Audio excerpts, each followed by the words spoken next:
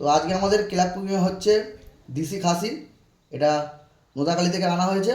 তো ম্যারিনেশন হচ্ছে, আপনারা দেখুন, টক দই চলে গেল, এটা 200 গ্রাম টক দই। এবার লঙ্কা গুঁড়ো 2 চামচ লঙ্কা গুঁড়ো। আচ্ছা, এটা যাচ্ছে নুন, স্বাদ মতো নুন দিচ্ছি।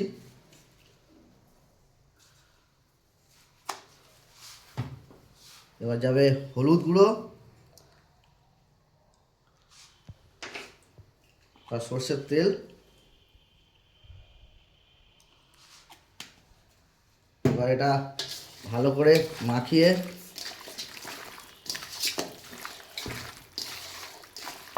ম্যারিনেশনের জন্য রাখা হবে ঘন্টা 3-4।